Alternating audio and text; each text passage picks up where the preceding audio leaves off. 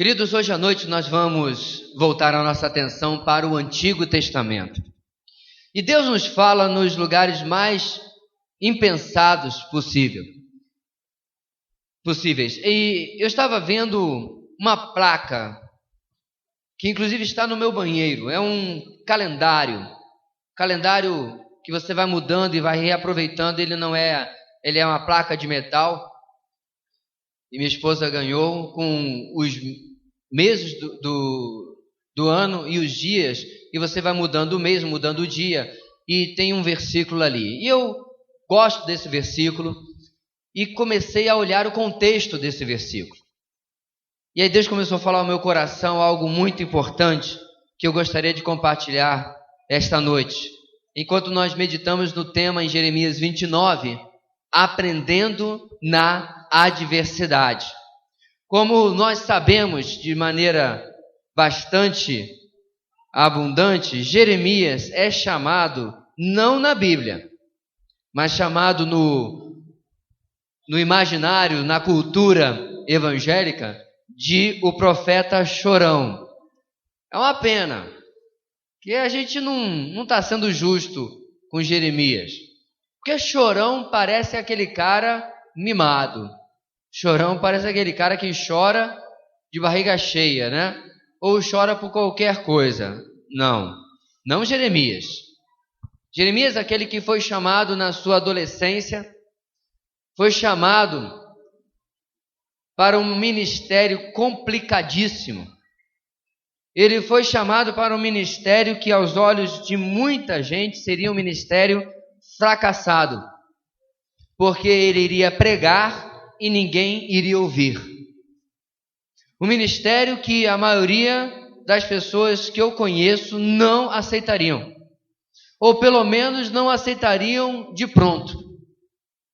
Em que Deus nos chama, meus irmãos, para pregar a uma nação rebelde. E Jeremias começa, como eu disse, na sua meninice, na sua adolescência, e ele chega até o final da sua vida, até a terceira idade, como se diz, né, ou a melhor idade hoje em dia. E durante esse ministério, meus irmãos, ele come o pão. Não é fácil. Porque você tem Jeremias em um lado do ringue e do outro lado um monte de falsos profetas que profetizavam prosperidade e vitória e alegria e felicidade para uma nação que estava até o nariz no pecado. E nós sabemos, meus irmãos, especialmente aqueles que acompanharam o nosso estudo na Escola Bíblica de Discípulos Panorama, o síntese do Antigo Testamento, que Jeremias profetizou avisando ao povo a respeito do cativeiro babilônico. E quando chega nessa altura, meus irmãos, parte do povo já havia sido levada para a Babilônia. E ele escreve a esta parte do povo. Ele escreve em especial aos líderes que haviam sido levados. Outras levas seriam tomadas por Nabucodonosor, rei da Babilônia, e levados cativos, para o cativeiro. Porém, a essa primeira parte ele traz essa palavra tão abençoada de Jeremias 29. Então eu quero pedir a você essa noite que você faça 3 coisas. Número 1, que você anote cada ponto, cada lição, cada princípio da nossa mensagem. E serão 4. Número 2, que você não se limite a anotar apenas a frase, o enunciado, o princípio, mas que você coloque a sua interação com esse princípio. O que Deus está falando com você agora. Para isso você tem um espaço determinado no boletim, ok? E número 3, que você mantenha a sua Bíblia aberta, que nós vamos olhar e vamos caminhar no texto à medida que vamos ver os princípios de como nós podemos aprender a andar na adversidade na nossa vida. O texto de Jeremias 29 nos conta o seguinte, olha aí na sua Bíblia. Este é o conteúdo da carta que o profeta Jeremias enviou de Jerusalém aos líderes que ainda restavam entre os exilados, aos sacerdotes, aos profetas e a todo o povo que Nabucodonosor deportara de Jerusalém para a Babilônia. Isso aconteceu depois que o rei Joaquim e a rainha mãe, os oficiais do palácio real, os líderes de Judá e Jerusalém, os artesãos e os artífices foram deportados de Jerusalém para a Babilônia. Ele enviou a carta por intermédio de Eleasa, filho de Zafã, e Gemarias, filho de Ilquias, os quais Edequias, rei de Judá, mandou a Nabucodonosor, rei da Babilônia. A carta dizia o seguinte: assim diz o Senhor dos Exércitos, o Deus de Israel, a todos os exilados que deportei de Jerusalém para a Babilônia: construam casas e habitem nelas, plantem jardins e comam de seus frutos, casem-se e tenham filhos e filhas, escolham mulheres para casar-se com seus filhos e deem as suas filhas em casamento, para que também tenham filhos e filhas, multipliquem-se e não diminuam, busquem a prosperidade da cidade para a qual eu os deportei e orem ao Senhor em favor dela, porque a prosperidade de vocês depende da prosperidade dela. Então, meus irmãos, nessa primeira parte do texto, nós vemos os destinatários a quem Jeremias escreveu esta carta, e você percebe que entre eles estavam grande parte dos responsáveis diretos pela situação que eles viviam. Em uma teocracia mediada por uma monarquia, cabia ao rei e aos sacerdotes guiar o povo em seguir ao Senhor. A eles cabiam isso. Ora, se você lembra bem, no tempo, por exemplo, de Asa, de Josafá, de Josias, grandes reis de Judá, o povo todo seguia o Senhor. Era o tal do manda quem pode, obedece quem tem juízo. Os reis mandavam derrubar os altares idólatras e o povo não saía de forma rebelde reconstruindo. Não, obedeciam ao rei e seguiam esse tempo de consagração ao Senhor. De maneira semelhante, porém, em contraste, quando os reis afastavam-se do Senhor, de maneira espantosa, o povo seguia o rei afastando-se do Senhor também. É claro, meus irmãos, que não era a maioria, nem quando era para servir não eram todos, era apenas a maioria, quando era para servir ao Senhor, e também não eram todos, apenas a maioria, quando se afastavam do Senhor também. Sempre há um remanescente, quer seja para o mal, quer seja para o bem. Mas a maioria, a verdade, seguia o líder político e religioso do povo de Deus. E a esse Jeremias dirige a sua carta. É interessante, meus irmãos, que a carta poderia conter muitas coisas e não seria injusta. Poderia ser uma carta de acusação.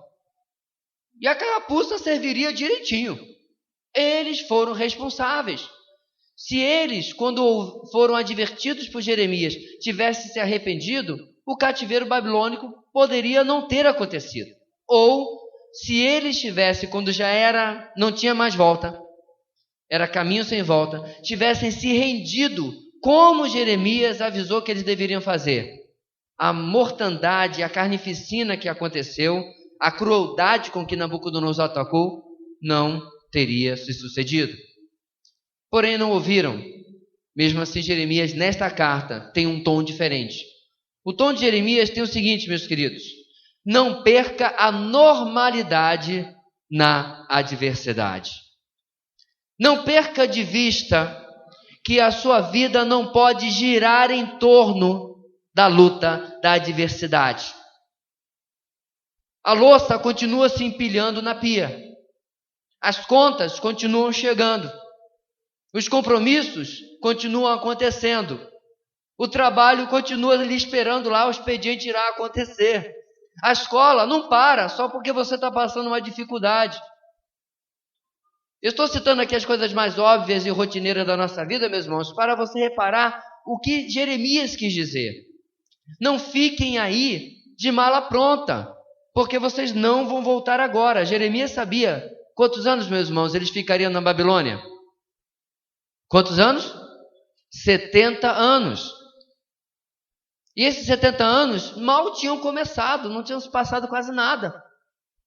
Então ele adverte: construam uma vida aí no cativeiro. E mais, orem pela prosperidade do Império Babilônico, porque a prosperidade da Babilônia, da cidade que vocês estão em especial, vai ser prosperidade para vocês também.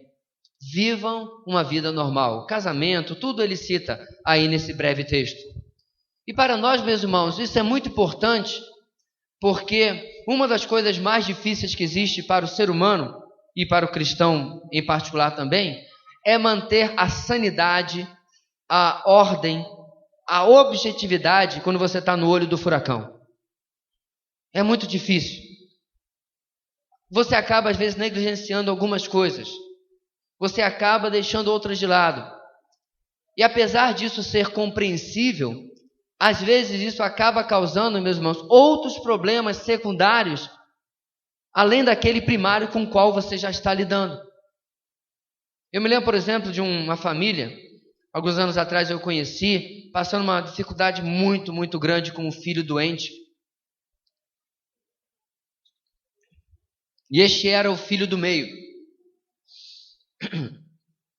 E depois de um tempo, meus irmãos, naquela luta, hospitais, exames, viagens, aquela família conseguia já respirar um pouco, mas algo chamou a atenção do casal. O seu filho mais velho e o seu filho mais novo. O filho mais novo começou a molhar a cama. Algo que para a idade que ele tinha, que eu não recordo bem, mas já era algo como 5, 6 anos de idade, já não era mais, não acontecia há muito mais tempo, não era mais normal acontecer. E o seu filho mais velho começou a dar problema na escola e andar com pessoas que ele não costumava andar. E aí, tentando compreender como isso acontecia, e num dos conflitos com seu filho mais velho, o pai chegou inclusive a dizer: você não compreende o momento que a gente está passando com seu irmão? E jogou mais peso ainda sobre aquela situação. E depois, meus irmãos, Deus falou ao coração daqueles pais chorando, orando pela sua família. E no meio da tempestade, parece que abriu aquela janelinha, né? E o sol entrou. Eles viram que o acontecido com o mais novo e com o mais velho era um subproduto da atenção exclusiva que eles haviam dado durante longos meses ao seu filho do meio. Você pode até dizer: pastor, mas isso é compreensível. É compreensível. Mas muitas vezes, meus irmãos, as circunstâncias ao nosso redor não vão simplesmente dizer: uma vez que você está passando por essa luta, eu vou compreender e nada vai acontecer, viu? Eu vou compreender e eu vou aliviar a sua barra. Especialmente sendo uma criança e até certo ponto há de se compreender sendo um adolescente. E eles começaram a reverter essa situação, compreendendo que eles não podiam negligenciar o resto da sua família, mesmo que o seu filho do meio estivesse passando uma situação de saúde tão grave. Veja bem, meus irmãos, esse exemplo mostra para nós que a adversidade, ela vem para nos provar e às vezes nos esticar em sermos mais multitarefa do que nós já éramos naquela situação. E começar a fazer outras coisas e prestar atenção em outras coisas que às vezes nós achamos que rotineiramente nós lidamos com elas e estamos satisfeitos. Elas estão bem supridas. E às vezes basta uma luta para elas serem deixadas de lado. Isso nós temos que prestar atenção, irmãos, em todas as áreas da nossa vida. No relacionamento conjugal. Talvez você, meu irmão, está passando um momento no seu trabalho. E aí você não percebe as lutas da sua esposa, ou mesmo dos seus filhos. Ou você, minha irmã, está passando uma luta, quer seja no seu trabalho, ou na sua própria casa, com outras situações, e você não percebe também as lutas do seu marido, ou dos seus filhos. Às vezes, meus irmãos, é dentro da igreja. Você está passando um momento muito peculiar, e às vezes você até cai na tentação de achar que todo mundo tem que entender a sua luta. Às vezes até sem saber. É a famosa teologia da bola de cristal, né? O irmão vai descobrir por revelamento aquilo que está acontecendo. E acontece. Uma amargura que surge no coração da pessoa porque ninguém adivinhou que eu estava passando pela luta. Ninguém. Talvez a sua cara cansada, cara fechada, ao seu ver, deveria ser suficiente para que as pessoas percebessem. E a gente sabe muito bem que a coisa não funciona assim. Isso é, meu irmão, que a gente vê hoje de manhã no texto de Coríntios, né, 10. Uma fortaleza que toma conta da nossa vida, nos convence de que aquilo é verdade. E você precisa levar esse pensamento cativo à obediência de Cristo. Porque não é assim que a coisa funciona. Na adversidade, meus irmãos, nós precisamos buscar ao Senhor e perceber: Deus, me ajuda a não negligenciar nada na minha vida a despeito daquilo que eu estou passando, a despeito do momento que eu estou passando. Eu não posso negligenciar a necessidade dos meus pais, dos meus filhos, dos meus cônjuges, do meu cônjuge. Eu não posso negligenciar as pessoas ao meu redor. Eu não posso negligenciar a mim mesmo. Sabe aquela situação em que alguém presta tanta atenção em algo que para ele é primordial? E às vezes, por exemplo, a sua saúde vai para o ralo. E busca com todas as forças resolver este problema. E acaba negligenciando algo do qual depende estar vivo para cuidar daquele problema. Nós precisamos entender, meus irmãos, que nós como seres humanos somos um ser inteiro nos relacionamentos e nas nossas necessidades. E precisamos ter essa visão integral sobre nós. Não podemos ficar em um cativeiro babilônico, em uma adversidade, e esquecer que a vida continua. E esquecer que nós precisamos pedir sabedoria ao Senhor em como lidar com as diversas necessidades que continuarão lá enquanto estivermos passando pela adversidade. O texto continua no versículo 8. Jeremias diz o seguinte: porque assim diz o Senhor dos Exércitos, o Deus de Israel: não deixem que os profetas e adivinhos que há no meio de vocês os enganem.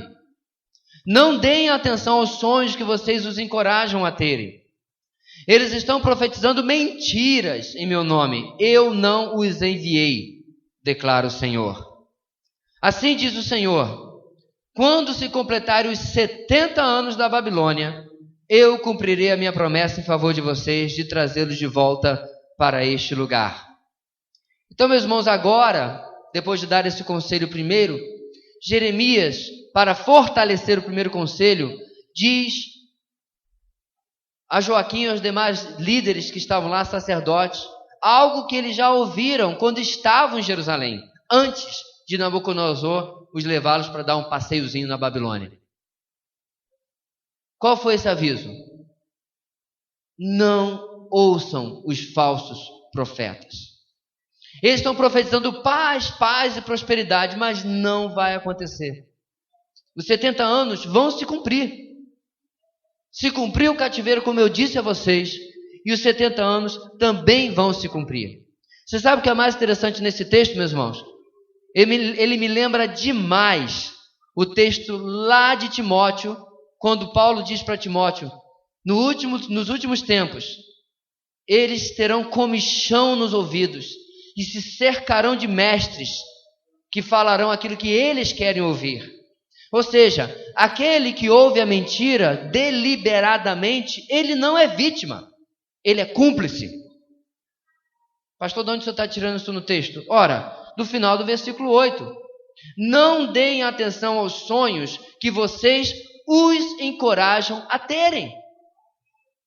Eu não sei como exatamente eles encorajavam esses falsos profetas, se era com vantagens ainda econômicas, vantagens políticas. Eles já estavam no cativeiro. Eu não sei. Eu não sei se esses profetas, como sacerdotes, talvez tinham uma posição um pouco mais tranquila, mesmo no cativeiro, e assim eles queriam manter a sua posição e não ir para o cativeiro com o povão, né?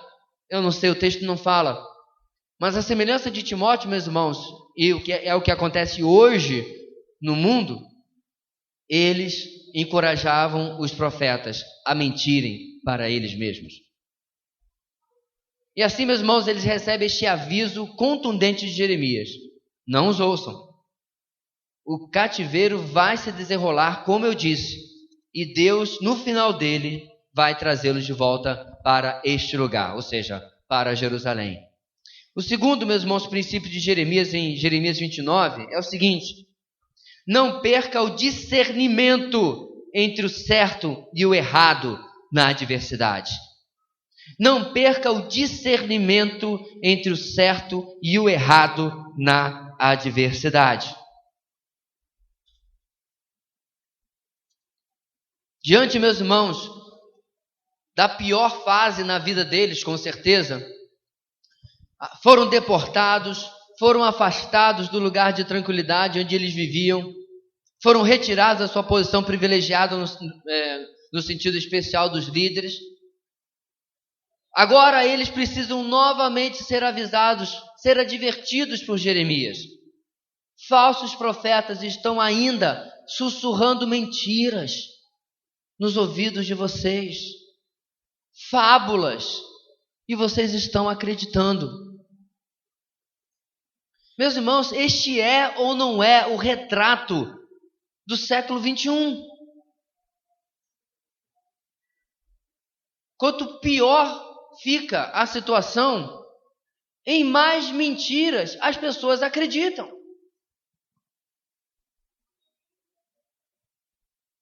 Igrejas que pregam prosperidade falsa.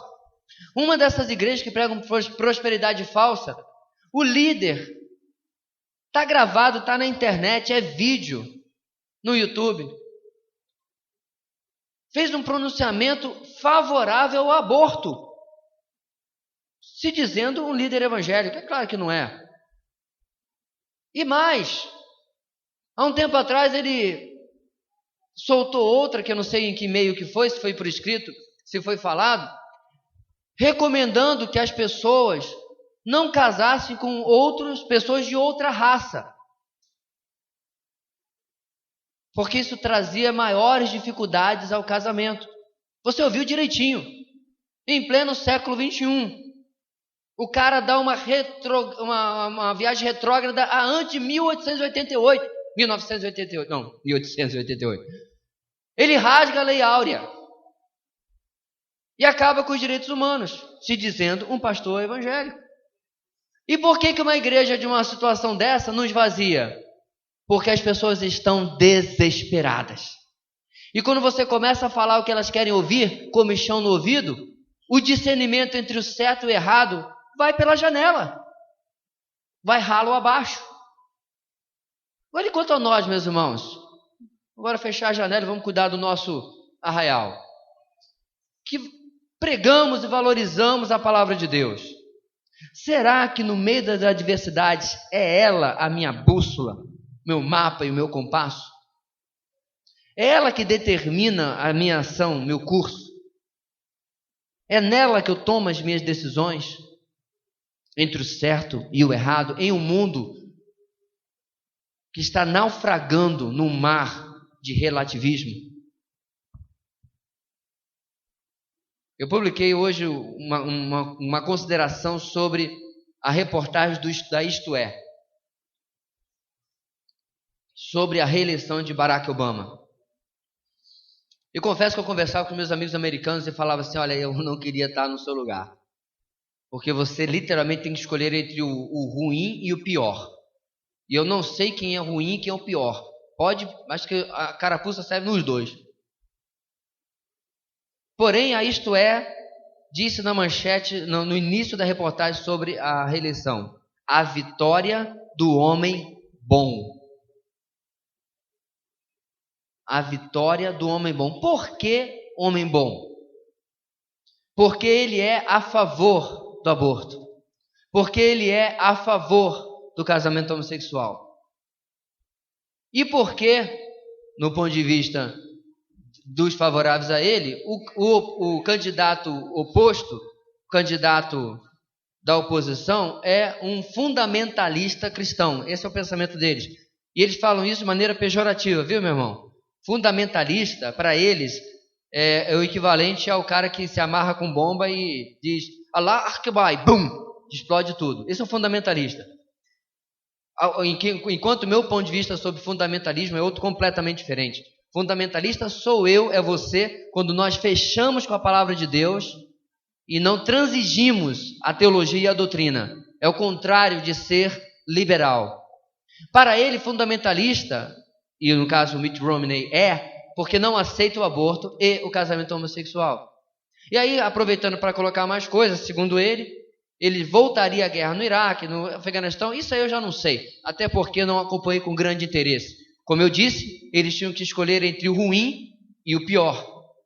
Mas dizer que foi a vitória do homem bom, sabe por quê? Porque nós estamos em um mundo que está se afogando em um mar de relativismo. Ele é um homem bom por quê? Porque ele está dando direito às pessoas de fazerem aquilo que elas querem fazer. E está assim pavimentando, ele não mas está pavimentando o caminho para o anticristo. Cada vez mais trazendo o relativismo nas decisões, distanciando as decisões da sociedade do padrão bíblico. Um homem que pousa, de cristão, tem foto na internet dele orando com seu gabinete ali de governo, outra com vários pastores orando sobre ele. Tudo jogo de fachada, viu? Tudo. Pastor, mas ele não é uma boa pessoa? Entenda. Boa pessoa, querido, você também é. Nós estamos falando aqui sobre princípios. Princípios. A maioria dos políticos em Brasília são boas pessoas. Chega em casa, beija seus filhos, cuida dos seus filhos, são boas pessoas, mas essa não é a questão. A questão entre o certo e errado tem muito pouco a ver, às vezes, com a pessoa ser apenas bom caráter. Há muita gente bom caráter que vai para o inferno. Agora, eu acho difícil que haja pessoas mau caráter que vá para o céu. Porque quando Cristo entra na vida da pessoa, de verdade, transforma caráter e personalidade. Amém, irmãos? A pessoa ser mau caráter e dizer-se cristão, não é. De maneira nenhuma. E é isso que tem fechado o ouvido das pessoas para o Evangelho. E no meio da diversidade, meus irmãos, nós precisamos ter tudo isso em mente, porque deixando a política internacional de lado, você vai ter que tomar decisões. De repente, no meio da diversidade, você vai ter que decidir entre agir conforme Cristo agiria ou conforme a carne lhe sugere que você haja. Se a diversidade está acontecendo em um relacionamento seu, você vai ter que escolher em tratar a pessoa como Cristo trataria e amar a pessoa a despeito da situação, ou você vai sucumbir a tomar a decisão errada e tratar a pessoa mal. Entende? É naquele momento em que o sangue já passou até do cabelo, né? É aquele momento em que a pressão já foi para a estratosfera, em que o volume de voz já não está mais na normalidade, em que você toma a decisão, naquela adversidade, mesmo que momentânea, de fazer a coisa certa. E nem sempre, meus irmãos, eu concordo, é fácil. Nem sempre é uma decisão que você toma de maneira simples. Mas como nós fazemos para essa decisão ser tomada cada vez de maneira mais sobrenaturalmente natural na minha vida? Andando diariamente com Deus. Não há alternativa. Não é num culto de domingo que você encontrará subsídio para ser vitorioso nesse segundo ponto. É na sua vida diária com Deus. É andando diariamente com Deus. Aonde é a sua luta? É no trânsito? Onde é a sua luta? No ambiente de trabalho? Onde está a sua luta? É nas finanças? Onde está a sua luta? É na família? É o andar diário com Deus, onde você encontrará sabedoria para tomar as decisões corretas. E assim, meus irmãos, a adversidade vai estar lá, o furacão vai acontecer, mas você conseguirá manter a normalidade e ter discernimento entre o certo e errado na adversidade. Versículo 11. Porque sou eu. Este é o versículo que motivou esta mensagem. Porque sou eu que conheço os planos que tenho para vocês, diz o Senhor. Planos de fazê-los prosperar e não de lhes causar dano. Planos de dar-lhes esperança e um futuro. Então vocês clamarão a mim, virão orar a mim, e eu os ouvirei. Vocês me procurarão e me acharão quando me procurarem de todo o coração. Eu me deixarei ser encontrado por vocês, declara o Senhor, e os trarei de volta do cativeiro. Eu os reunirei de todas as nações e de todos os lugares para onde eu os dispersei, e os trarei de volta para o lugar de onde os deportei, diz o Senhor. Eu sei, meus irmãos, que você já leu esse texto muitas vezes. Mas às vezes que você leu esse texto, você se deu o trabalho de ler o capítulo inteiro? Você se deu o trabalho de lembrar quais as circunstâncias em que Jeremias está dizendo estas palavras? Uma coisa é você dizer, eu quero lhe abençoar, eu quero lhe ajudar, quando a pessoa está bem. Outra coisa é você dizer, eu quero lhe ajudar, quero lhe abençoar, quando a pessoa está mal, está passando adversidade. Calma, tem a terceira. Coisa mais difícil ainda é você dizer, eu quero te ajudar, eu quero te abençoar, porque você está numa adversidade que eu causei, diz o Senhor. É isso que esse texto está dizendo. Vocês estão no cativeiro que eu permiti, porque vocês provocaram isso e não ouviram a minha voz. Ou seja, meus irmãos, toda a adversidade da nossa vida, em última instância, é permissão do Senhor. Quer você tenha provocado isso ou não. Muitas adversidades nós realizamos com a nossa própria mão, são próprias mãos. São autoria nossa, não é verdade? Nós provocamos. Nós causamos isso. Outras não. Outras são permissão de Deus porque algo está sendo trabalhado na nossa vida. Independente do caso, meus irmãos, todas passam pela soberana decisão de Deus.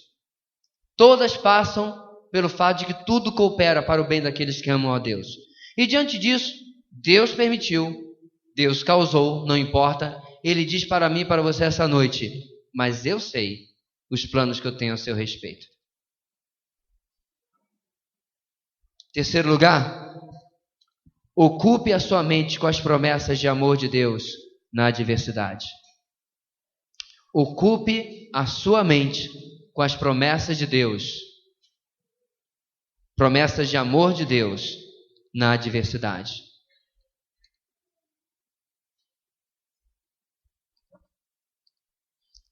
Jeremias se vira para esse povo e diz para eles que Deus tem planos de prosperidade, bênção e esperança e um futuro. Israel não acabou. Judá não acabou. Jerusalém não ficará deserta. Vocês vão voltar. Eu digo para você, querido, que eu não sei quais são as promessas específicas que Deus tem no momento em que você está passando. E eu peço agora em nome de Jesus ao Espírito Santo de Deus que Ele mostre a você quais são as promessas bíblicas que se aplicam ao momento que você está passando.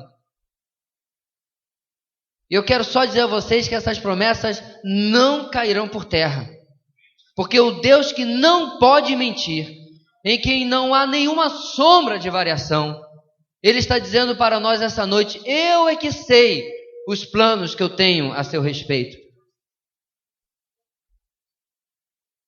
Eu vou trazer vocês de volta e vocês vão me buscar quando? E vão me achar quando me buscarem de todo o coração. Repare no texto, querido. A Bíblia ela tem dois tipos de promessas. Ela tem promessas incondicionais. Porém, ela tem muito mais promessas condicionais. E essas promessas condicionais, meu irmão, sabe para que elas servem? Para que você não fique estragado. Para que você não seja mimado. Porque se todas as promessas de Deus fossem incondicionais, ou seja, independente de como você e eu nos comportarmos, nós vamos ser abençoados, nós vamos ser prósperos, vamos ser felizes. Estou em pecado, estou desobedecendo a Deus e Deus está me abençoando. Se assim o fosse, a maioria de nós, se não todos nós, não aprenderíamos absolutamente nada. Se nós criarmos os nossos filhos dessa maneira, nós vamos criar pequenos psicopatas. Aquele que se joga no chão, que chuta a cadeira, que grita com o pai e a mãe. Ô menino, filho, fica assim não, toma aqui um videogame novo para você ficar caladinho. Ah, fez mais uma malcriação. Não, meu filho, eu comprei uma bicicleta aqui para você. Fez mais uma malcriação, mais um destempero, mais uma birra. Aí você compra um computador novo pro caboclo. E assim vai o treinamento de um psicopata. Um sociopata na melhor das hipóteses. Porque ele acha que ele pode fazer o que ele quiser e ainda vai ser gratificado por isso. Deus não faz isso comigo, não. Não faz mesmo, queridos. E certamente não faz com você também. E não está fazendo com Judá. O cativeiro servia para purificar o povo. E houve ali uma promessa: quando vocês me buscarem de todo o coração, vocês me encontrarão. Encontrarão de verdade. E a lição foi tão bem aprendida, meus irmãos, que quando o povo volta para Jerusalém, Esdras propõe a ensinar a palavra de Deus para que o povo não mais se desviasse da palavra de Deus e compreendesse que as promessas viriam sobre a sua vida se eles fossem obedientes. O temor de Esdras, meus irmãos, era tão grande, isso é quase 70 anos depois do texto que nós estamos lendo, era tão grande que quando ele descobre que o povo havia casado com as mulheres dos outros povos, ele rasga sua veste e ele entra em profundo desespero. E ele diz para o povo: vocês não entendem que é por estas coisas que nós fomos para a Babilônia. E ele clama ao povo que entenda a palavra de Deus. Por quê? Porque promessas muitas vezes dependem da nossa obediência. Existem várias músicas, irmãos, que nós cantamos que falam isso. Se atentamente ouvir a Deus e os mandamentos seus, lembra? Obedecer, o Senhor, meu Deus, me exaltará sobre todas as nações, onde eu passar. O que essa música fala? Bênção é atraída pela obediência. Agora entenda, não é a bênção que eu quero, mas a bênção que agrada a Deus me dar. A bênção que agrada a Deus me dá porque cumprirá o propósito dele na minha vida. Não é a obediência que vai fazer a prosperidade, a riqueza ou qualquer outra coisa, tudo vai dar certo. Não é isso. Mas eu serei abençoado através da minha obediência. Minha família será abençoada, meus filhos serão abençoados através da obediência. Meus irmãos, meu coração como pastor fica muito triste. Porque até mesmo antes de ser pastor, 30 anos, já 18 como pastor, eu venho acompanhando muita gente, às vezes de perto, às vezes de longe, que vive naquela velha ilustração do carrossel, em círculos e de cima para baixo. Por quê? Porque de certa forma querem ser mimados por Deus e Deus não concorda. Se aproxima de Deus, começa a buscar, não falta igreja e tal, e é abençoado. Quando a bênção começa, o cara espirra. Sempre tem um motivo, sempre tem uma razão em que ele racionaliza que é justa para ele dar um tempo de Deus, de se afastar de Deus. E daqui a pouco a peia começa e ele passa pelos estágios do luto, né? Negação, ira, e assim vai. Até que ele sucumbe e diz, e volta para Deus. E aí vai o carrossel, para cima e para baixo, para cima e para baixo. De vez em quando eu encontro com uma pessoa dessa, que eu não vejo há algum tempo. Como é que você está, meu irmão? Pastor, não está bem não, estou passando umas lutas aí. E você começa a conversar, parece que a pessoa quer falar. E ela começa a mostrar o quanto ela tem se afastado do Senhor. E as decisões que ela tomou. E meus irmãos, eu fico praticamente sem ter o que falar, porque a nossa geração só quer ser acariciada, né? Só quer receber O abraço tem o seu lugar, a palavra de consolo tem o seu lugar.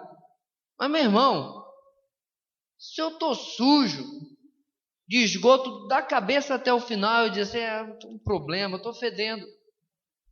Problema sério. Tem que mandar tomar banho. Literalmente, não é a expressão vá tomar banho, não. É literalmente. Porque eu estou sujo. Meu problema de estar fedendo é porque eu caí na caixa de esgoto. E não adianta o quanto eu ficar lhe contando a minha lamúria, o meu problema, a minha luta, e você dizer, meu irmão, Deus lhe ama. Crê em Deus, meu irmão. Você vai sair dessa. Você vai sair dessa, Deus lhe ama, quando você tomar um banho. E limpar a sujeira da sua vida. Quer seja pecado, quer seja decisões que tem que ser tomadas, tem que pedir perdão a alguém, vai fazer. E você vai ver o rodopio de 180 graus que vai acontecer na sua vida. Essa mudança fácil, meus irmãos, ela não é uma mudança bíblica. Porque a mudança bíblica, meus irmãos, ela arranca um pedaço de mim. E um pedaço podre.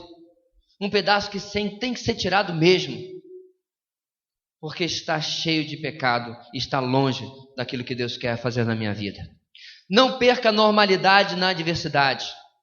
Não perca o discernimento entre o certo e o errado na adversidade.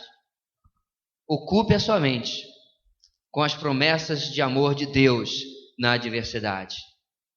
Finalmente, meus irmãos, o nosso texto termina, versículo 15 em diante, em que Jeremias diz o seguinte: vocês podem dizer, o Senhor levantou profetas para nós na Babilônia, mas assim diz o Senhor sobre o rei que se assenta no trono de Davi e sobre todo o povo que permanece nesta cidade, seus compatriotas que não foram com vocês para o exílio. Assim diz o Senhor dos Exércitos, enviarei a guerra, a fome e a peste contra eles.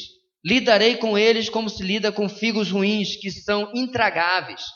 Eu os perseguirei com a guerra, a fome e a peste. Farei deles objeto de terror para todos os reinos da terra, maldição e exemplo, zombaria e afronta entre todas as nações para onde os dispersei. Porque eles não deram atenção às minhas palavras, declara o Senhor. Palavras que lhes enviei pelos meus servos os profetas. E vocês também não deram atenção, diz o Senhor. Ouçam agora a palavra do Senhor, todos vocês exilados que deportei de Jerusalém para a Babilônia. Assim diz o Senhor dos Exércitos, o Deus de Israel, a respeito de Acabe, filho de Colaías, a respeito de Zedequias, filho de Maaseias, que estão profetizando mentiras a vocês em meu nome. Eu os entregarei nas mãos de Nabucodonosor, rei da Babilônia, e ele os matará diante de vocês. Em razão disso, os exilados de Judá que estão na Babilônia usarão esta maldição. Que o Senhor trate como tratou Zedequias e Acabe, os quais o rei da Babilônia queimou vivos. Porque cometeram loucura em Israel. Adulteraram com as mulheres de seus amigos e em meu nome falaram mentiras que eu não ordenei que falassem. Mas eu estou sabendo, sou testemunha disso, declara o Senhor. Essa última parte, meus irmãos, é muito dura. Ela é dura de propósito. Porque se a terceira parte fala para você lembrar das promessas do amor de Deus, a última parte, nós vamos nos deter muito pouco aqui, precisa nos lembrar da justiça de Deus na adversidade. Deus é amor e Deus é justiça. Eu nem quero dizer essa noite que Deus é amor, mas Deus também é justiça. Não, Deus é amor e Deus é justiça. Se eu estou passando uma luta, a primeira coisa que eu preciso fazer é não me colocar automaticamente na mesma prateleira que Jó. Jó foi advertido pelos seus amigos, porém nós sabemos que nós temos os bastidores da história, ele nada havia feito de errado. Ele estava sendo provado por Deus e aperfeiçoado por Deus, ok? Agora, quando eu passo por uma luta, muitas vezes a minha primeira reação é me colocar na mesma prateleira que Jó. Dizer, Jó, dá uma chegadinha para lá. Tá aí você aqui sofrendo injustamente. O que Deus queria fazer na sua vida, Jó? Na minha não sei ainda não. Não faça isso. Sabe por quê? porque eu já fiz. E no meio do caminho descobri que eu havia causado aquilo mesmo sobre mim. E eu tive que fazer agora 2 trabalhos. O primeiro de me arrepender.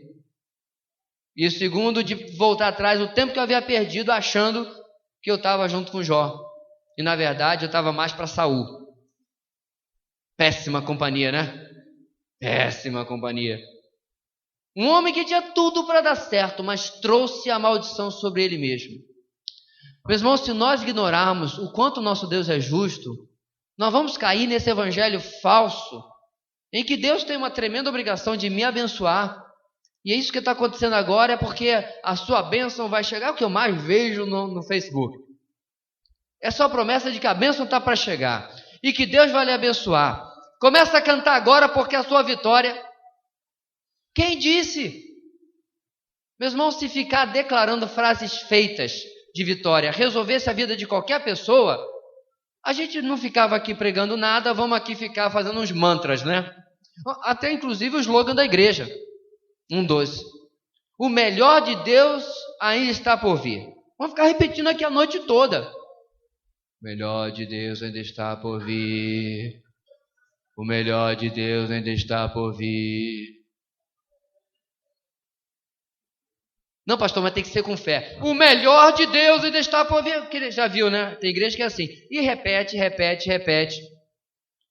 Aí passa a semana. Nada muda na vida do caboclo. Aí ele volta para a igreja. Meu pastor, eu vim aqui no culto da vitória e eu falei aquelas palavras e nada aconteceu. Ah, é porque você não teve fé. Eles têm sempre a resposta pronta, né? A frase mágica não funcionou porque a pessoa não teve fé. A soberania de Deus tem nada a ver com isso, né? A soberania de Deus, meus irmãos, pregada pelos reformadores, por Lutero, por Calvino, por Zwingli, pregada por Moody, pregada por Spurgeon, não tem nada a ver com isso. Porque a soberania de Deus durou um tempão mantendo Jó debaixo do cadinho de Deus, ou dentro do cadinho de Deus, melhor dizendo, sendo purificado que nem o ouro, que nem a prata, naquele calor da provação. Enquanto aqueles amigos da onça falavam coisas que não tinham nada a ver com o que Deus havia mandado. E você percebe, meus irmãos, que Deus tem sempre algo para trabalhar na nossa vida. Às vezes Ele vai fazer isso com um foguinho pequenininho, tipo isqueiro, né? Isqueirinho, aquele bique.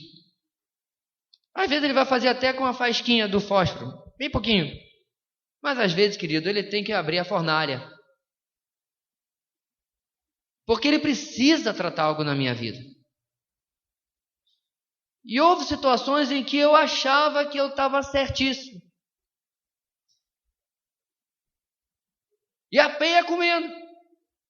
O pau comendo em cima de mim, eu apanhando e dizendo assim, estou sofrendo pela verdade. Não. Eu estou sofrendo porque eu trouxe aquilo sobre mim. Porque eu fui turrão, porque eu fui arrogante, porque eu fui orgulhoso, porque eu não cedi ao argumento de outro, porque eu não ouvi o conselho que me deram. Você se identifica? Então esse último ponto, meus irmãos, é para trazer equilíbrio ao terceiro, dizendo, querido, Deus tem promessa de amor sobre a sua vida? Tem sim, mas sempre examine a sua vida e verifique, será que eu não estou sendo alvo também da justiça de Deus na minha vida? Pastor, mas como que um Deus de amor pode e vai agir dessa maneira justa e pesada sobre a minha vida? Querido, exatamente porque Ele é um Deus de amor. Porque se Ele não fosse justo, Ele também não seria amoroso. Ou por acaso você é um péssimo pai quando você, da maneira correta, disciplina o seu filho? Você faz porque você está com um espírito de vingança? Você faz porque você está com um espírito de quer dar o troco? Esse menino me encheu a paciência, agora ele vai ver só. Se é, querido, venha conversar comigo, você precisa urgentemente de um aconselhamento. Porque eu acredito que você disciplina porque você ama. Hebreus nos fala isso. Nossos pais nos disciplinaram da mesma maneira o Senhor. E o autor de Hebreus diz uma coisa muito interessante, querido. Se nós estivermos sem disciplina, ou seja, se nós estamos agindo fora da vontade de Deus e não estamos sendo disciplinados, cuidado, não somos filhos. Não é isso que diz o autor de Hebreus? Porque aos filhos ele disciplina. E eu quero essa noite, irmãos, ser disciplinado pela justiça e pelo amor de Deus. Quando isso me fizer vencer na adversidade. Eu quero essa noite aprender a manter as coisas em ordem, normais, mesmo no meio das maiores lutas. Eu quero essa noite ter discernimento entre o certo e o errado. A adversidade não vai roubar isso de mim, não vai roubar a minha paz, não vai roubar a minha concentração e a minha dependência nos princípios da palavra de Deus. Você quer isso essa noite também? Vamos orar em nome de Jesus. Deus querido, nós queremos declarar a nossa submissão à tua soberana vontade, ao teu querer, e dizer essa noite, ó Deus, o quanto nós queremos que aquelas áreas que precisam ser tratadas na nossa vida sejam tratadas pelo Senhor. Nós não queremos viver vidas cristãs rasas. Não queremos, ó Deus, viver vidas cristãs imaturas. Mas nós queremos, ó Deus, ir para onde as águas são mais profundas. Ó Deus, quantas vezes eu vi este texto de Ezequiel sendo usado, porque as pessoas querem uma experiência mais profunda com o Teu Espírito Santo e querem ir para onde as águas são mais profundas. Mas, ó Deus, eles querem, mas não querem muitas vezes uma vida provada, uma vida curtida no cadinho de Deus, uma vida amadurecida na provação. E essa noite, ó Deus, eu quero dizer, nós não queremos uma espiritualidade fácil, mas nós queremos uma espiritualidade que foi provada, uma espiritualidade que foi aperfeiçoada, uma espiritualidade que é provada por Deus e aprovada por Deus, na dependência das tuas promessas e na consciência da tua justiça, discernindo o certo e errado. A nossa vida passará pela tribulação na maior normalidade, porque é o Senhor que está conosco no olho do furacão. Nós cremos e lhe clamamos esta noite por esta realidade na nossa vida, no nome do Senhor Jesus. Amém e amém.